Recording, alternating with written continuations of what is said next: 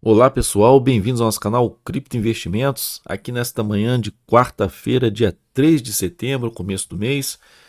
E o assunto aqui, galera, hoje vai ser o seguinte: os fatores, que poderão levar o Bitcoin a 1 milhão aí, para mim, acredito, 2029 e 2030. Peguei até uma matéria aqui da Infomoney aqui, né, galera?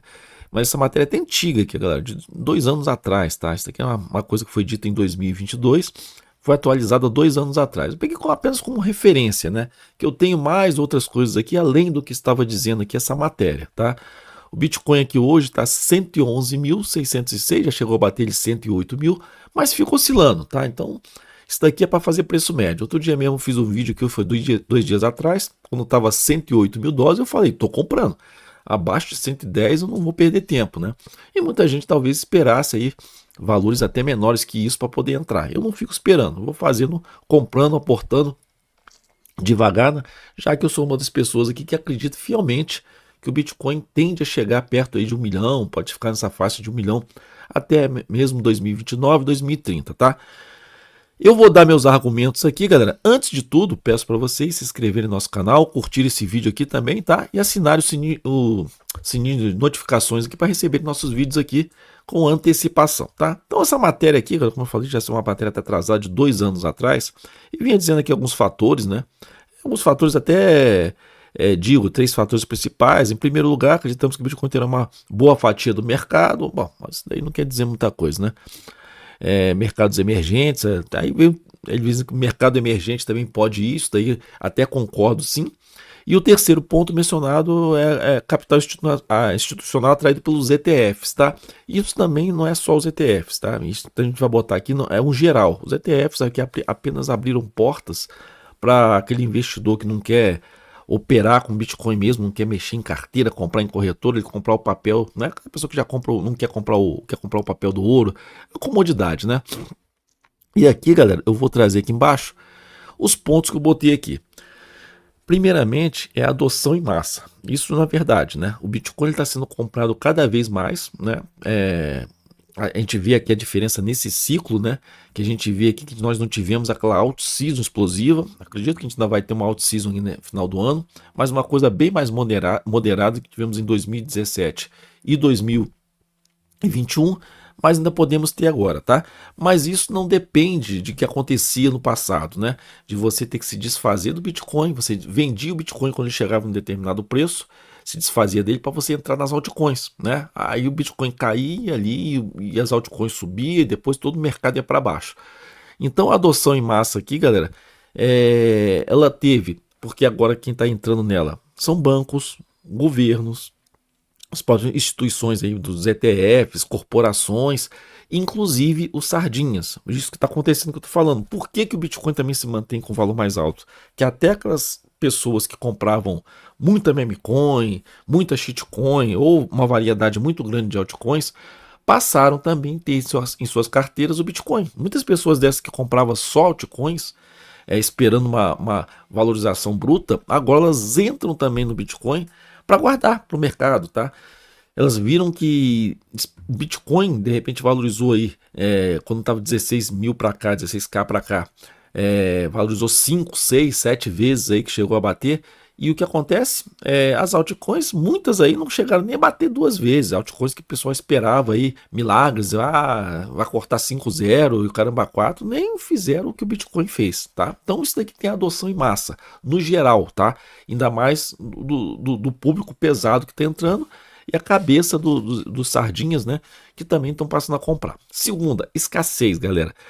A escassez aqui, ela está sendo grande do Bitcoin, porque o Bitcoin tem 21 milhões no total de criptomoedas, né?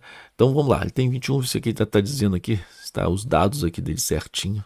Deixa eu ver se agora já diz aqui no Bitcoin. Aqui, o fornecimento total hoje dele é de 19,9 milhões, tá? Ele tem um total de 21, então está com 19,9. Falta aí cerca de 1 milhão de bitcoins aí para ser minerados aí, que essa mineração iria até 2040, por aí, né? Então muita coisa, a partir de agora para lá vai ser minerado muito pouca coisa, mas a gente teria ainda 1 milhão de bitcoins para entrar no mercado, 1 milhão de bitcoins novos aí, para ser minerado e entrar no mercado. E a gente sabe que hoje em dia o que acontece? As grandes corporações no geral, que a gente fala aqui, elas estão comprando mais, né, do que necessariamente está sendo minerado, criado de bitcoins novos aqui, tá? Então essa que é a grande realidade, está sendo mais comprado do que criado Bitcoin. Então uma realidade grande. Então a escassez e ainda tem o que? Perda de chaves, tá ok? As pessoas estão perdendo chaves, tem pessoas que estão, lógico, compraram mais tempo, pessoas que falecem e acabou, o Bitcoin fica perdido, mas pessoas mesmo que dão mole com chaves mesmo, esquece a chave, não consegue mais entrar na carteira, e aí o que acontece? Esses Bitcoins vão se perdendo, tá? Ao longo do tempo. A gente não sabe quais os Bitcoins perdidos, né? A gente não pode. Hoje, a gente fica naqueles 19,9 milhões, porque a gente não sabe qual é a realidade de quantos bitcoins foram perdidos. Porque às vezes dá uma carteira parada lá, mas e aí, se a pessoa não quer mexer, tá? A gente não pode saber. Ah, a carteira tá parada 10 anos. E aí, o cara tá achando que o negócio vai chegar a 5 milhões de dólares. E aí, o cara não quer mexer, tem a carteira dele. Passa 10 anos, o cara vai lá e mexe. Você chega e pode deduzir que uma carteira que tem muito Bitcoin, que está parada há 7 anos, 10 anos, essa carteira foi perdida, a gente não sabe. Por algum motivo que eu falei, perda de chaves, pessoas que falecem, e aí esses Bitcoins vão ficando perdidos. Outra coisa também é a dificuldade de mineração, que eu falei nos próximos 1 milhão de tokens que falta ser minerado, 1 milhão e 100 ele basicamente, tá? A dificuldade vai por quê? Porque agora é muito mais lento ali, né? Pelos blocos ali. Então você vai minerando muito menos Bitcoin e para minerar essa quantidade menor de Bitcoins aqui, você tem o quê? O consumo, né, de energia é muito alto para o que você recebe. Então você está pagando mais energia para aquilo que você recebe de Bitcoin. Então não é viável essa parte, tá? A não ser nem quem tenha dinheiro, né? Ninguém vai pagar mais para receber menos, tá? Aí teria que ser o quê? Governos aí de alguns países, talvez assim, não, vamos usar o sobressalente, por exemplo, de uma hidrelétrica. A energia sobressalente está gerando uma salinha lá e tudo bem, o cara está do lado de uma hidrelétrica, a própria empresa que controla aquilo, e aí começar a minerar. Aí a energia sobressalente não vai pagar nada, o que ganhar é lucro, você consegue minerar, tá?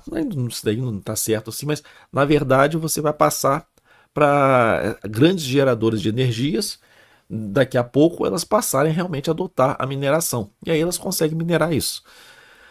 Mas só dessa forma mesmo. O usuário comum, hoje em dia, mesmo quem tem assim, a dificuldade é grande, tá? Ou a energia tem que ser muito baratinha, muito menos do que ele pague aqui, tá? E a dificuldade também é que mesmo que a pessoa ela tenha uma quantidade, como é que se diz, uma capacidade de minerar, que ela tem uma energia muito, algum país tem energia muito barata, ou ela consiga com um painel solar, alguma coisa que ela tenha lá, que ela não vai gastar da energia dela, ela tem o problema do processamento. Ela tem que montar um baita computador, gastar 10, 15, 20, 30 mil para minerar uma miséria.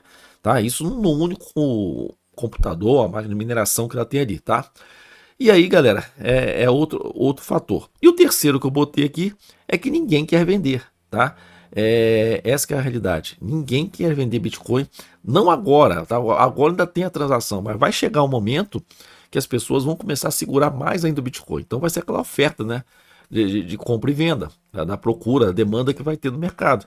Vai ter uma hora então que muita gente vai estar adotando em massa e segurando, né? Aquele tempo que teve aí, o pessoal segurava as moedinhas, né, do real. Só que hoje em dia ninguém segura real, a pessoa ainda segura o dólar a pessoa compra e ainda segura o dólar.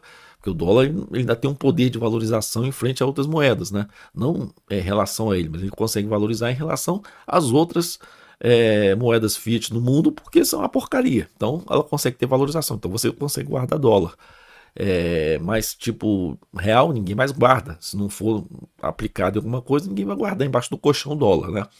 Então o que acontece aqui? Ninguém vai querer vender o Bitcoin, vai estar em suas carteiras, todo mundo vai esperar essa expectativa de realmente chegar a 1 milhão. E eu acho que vai, galera, porque, como eu falei aqui, galera, a gente seria 9 vezes aqui, basicamente 10, 9 vezes, pra gente fazer com 1 milhão e 100, 9 vezes, né, pra gente chegar a 1 milhão. Então, hoje, a pessoa que tem ali, pô, sei lá, 5 mil reais, que ela, pô, não, vou botar 5 mil reais aqui, e ela tem um plano que esses 5 mil reais vire 45, 50 mil daqui a 10 anos, é interessante. tá? É muito interessante do que ela falar, não, vou botar meus 5 mil numa shitcoin que vai cortar 3 zeros, e aí chega daqui a pouco essa shitcoin não existe mais, ou ela não valorizou nem uma vez, né? Então as pessoas vão botar em algo mais consolidado. Então a corrida vai ser Bitcoin. Então eu acredito, galera, que o Bitcoin vai bater 1 milhão. E não é, é difícil 1 milhão. Não, galera. A escassez, a adoção faz esse preço subir. A gente acha que 1 milhão é muito, mas não é, tá? Se a gente pensar que em 2017 era mil e poucos dólares, né? 2.000 dólares ali, olha quanto já valorizou aqui, né? Se for ver aqui a quantidade que valorizou, isso a gente não tô nem voltando atrás, botou em 2017 quando ficou conhecido global, né? O Bitcoin mesmo, conhecido, já era conhecido antes, mas quem tinha mais intimidade. 2017, quando teve aquela primeira bull market, realmente um bull market com aquelas altcoins tudo subindo, que o Bitcoin realmente ficou conhecido no mercado. A partir dali, realmente a gente viu uma grande valorização, mas antes até 2017, a valorização já tinha sido absurda também, né? Que saiu lá de centavinhos para atingir 1.000, 2.000 dólares, tá? Então, galera, vai chegar, mas só que o momento que eu tô falando assim, não é você ficar esperando ver se vai cair. É você aproveitar oportunidades e olhar que 111, quase 112 mil dólares, para mim, é preço de banana, porque a gente pode atingir daqui a 4 anos em média.